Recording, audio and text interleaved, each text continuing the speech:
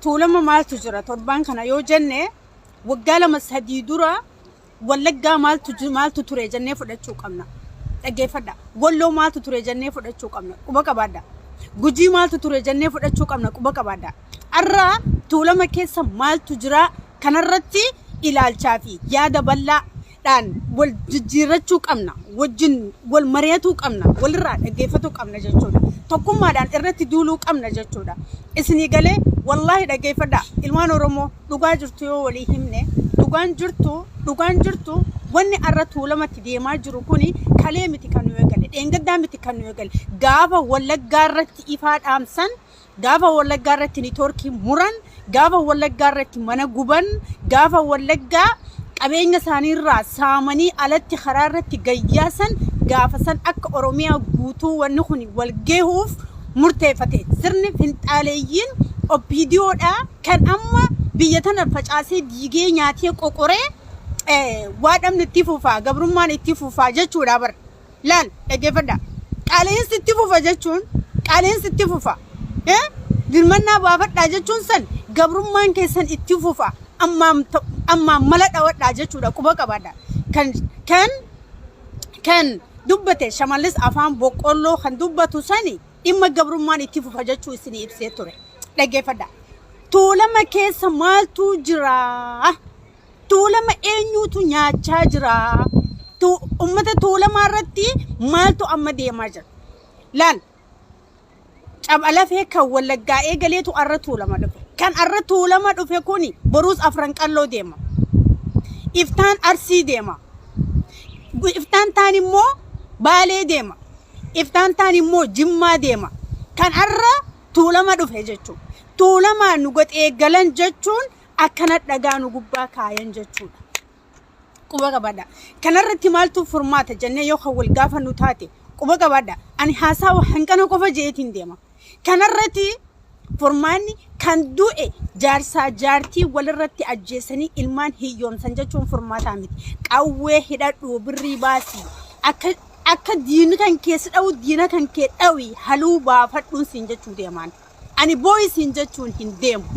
Kan du'e poosti godhi irraa hafi siin jechuuf hin deemu. Kan halkan gadda duubetti hidhanii nama 19 hallayyaa gondargeessanii darbanii namni 18 dhume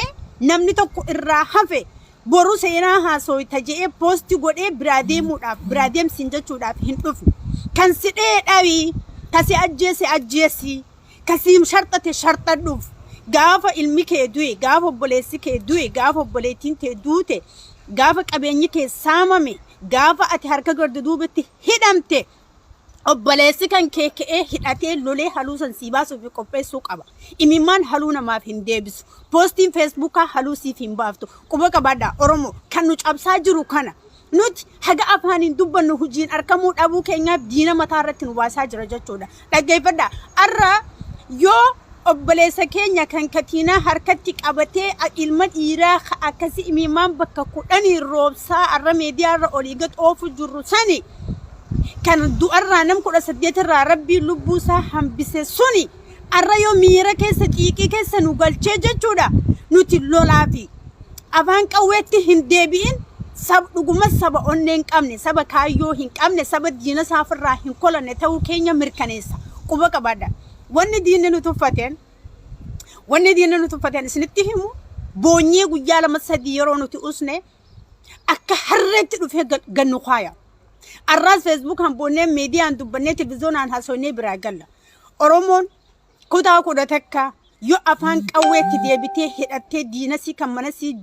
jala jirurraa kolachuu hin eegalle ganaadha cafacafamtan. Ani maaltu natti dhagame miira addaa keessaan galee tuulama wanni gehe khalaas nu dhumatteedha kan arra ilmaan tuulamaa irra baase isinitti himu takkalee ummaati Shamallis Abdiisaati Adaanech Abbabeeti Leencoo Baatiiti Awwaluu Abduuti Addisuu Araggaati kotota isaan jala deemanii wajjin arra mana isaan jalatti wanti gad deebi'aniif jarri kun wallaggaa laafifnee jirra jechuu akka yaada isaanii walloo laafifnee jirra jechuu akka yaada isaanii gujii laafifnee jirra jechuu akka yaada isaanii jiddu galatti wanni dhufaniif jiddu galarraa kan kee haga Harargee afran qallootti deema hanga Jimmaa Abbaa Jifaaritti deema hanga Arsii lafa Aliyyii Cirriitti deemu ta'a Baalee seenuuf deema dhageeyaa arra Boorana Wallaggaa Walloo Gujii duraanuu rakkotti jiran wareegamaa jiran wareegaas jiran diinaaf jilbiibachuu didan hagaarraa kaayyuu isaaniitiif falmachaa jiran wanti an jechuu qabu ilmaan tuulamaa dammaquu qaban shimalli lafa kaayamee qawween fudhatamuudha ammoo dhimmi shimalaa hafe shimalaa lafa dhiituun hafte mancaa qonyara kaayyannee jimaa jala muruun haftee jirti fardaan fiiguun hafee jira jaarraa kana fardaan fiiguun hafe shimalaan fiiguun hafe dhageeffadha mancaan fiiguun hafee jira yeroon ammaa yeroon daballaabiin fiigan yeroo raashkoobiin fiigan yeroo boombiin fiigan yeroo baazuqaan fiigan yeroo maxarayyasiin fiigan yeroon amma jirru jechuudha shimalaa fi kopheen shimalaa fi mancaan uffanni boonuun zannannee gabbaanee fuula miidiyaatti dubbachuun hafee jira guyyaa akka bashoo yookaan akka adurreetti gaara muka jala dahannee teenyee halkan bakka jirru eegallee diina keenya biyyee nyaachisne biyya keenya keessaa baasuudha Oromoo haga yoomi bara dhufaa dabra akkamitti obbidiyoo gabroomna akkamitti Oromoon obbidiyoo gabroomti akkamitti obbidiyoo nu bochifti akkamitti obbidiyoo nu bochisti nuti jaarraa kana keessa akkamitti obbidiyoo maqaan qabne takaayyoon qabne tabakka takka nu geenye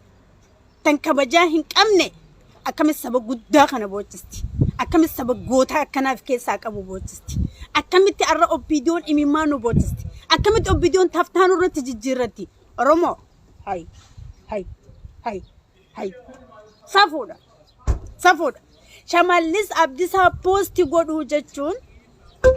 shimeen qaaliin jireenyaa itti fufa jeeyattanii TikTokii fi Facebook irraan deemuun barsalphina namiif nama akka Shimallis Abdiisaa sani poosti gootanii Shimallis Rabbi qaaliin itti fufa jee maalitti beeka inni itti fufu birraa xiqqaachuu akkamitti nama donqaa doofaa akkasiitii bakka kannitanii dura beekaa fi gowwaa fi hayyuu fi hundi akkamitti poosti gootanii inumaa mooraaliitti gootan akkamitti namoota akkasii Oromoo obbidiyoodhaaf gaccabuun keenya gataantummaa agarsiisa Oromoon hidhatee halkanii guyyaa mana isaa jalaa eegalee karaarra deemee diina isaa tokkosuudha ka du'ee isaa du'u ka hidhamee isaa hidhamu ka lubbuun badee dhaloonni xixiqqaan amma lafa jiruu fi ka gana garaa harmee keenyaa keessa jiru biyya abbaa isaa irratti bilisummaadhaan haa jiraatu malee ilma dhiiraa akka shamara gudeedanitti birsiqinnaan tooftaadhaan nurraa bochistee garaa akkasitti nu balleessuun haga ammaa caluma jennee teenyee Oromiyaa keessaa waan takka mul'isuu dhabuun nama guba nama aarsa ani Oromoo saba kootti na aarsa ani Oromootti garaan koo na gubata Oromootti aara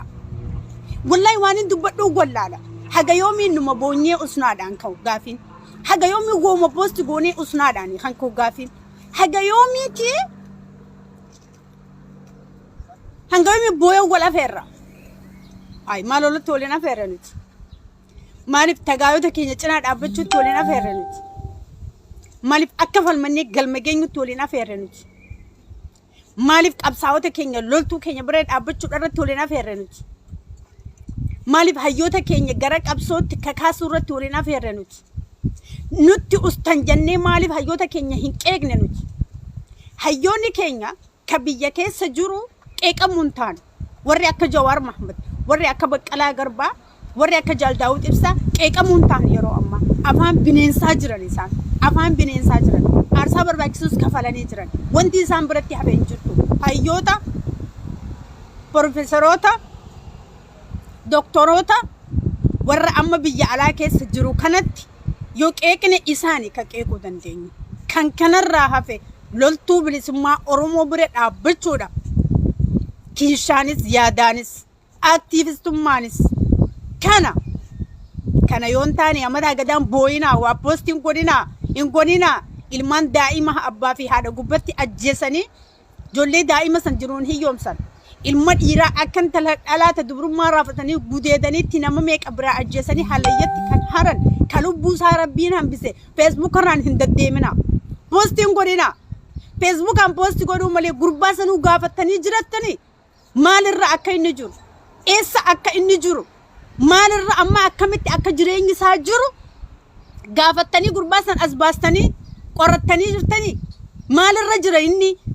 ammallee diinni kalee gaara geessee darbe san barbaadaa jiraachuu danda'a. Bakka gootanii fi fuutanii bakka gootanii fi gaggaafatanii maalirra akka jiru gootanii nama lafa waltee muka koraa jette Oromoo.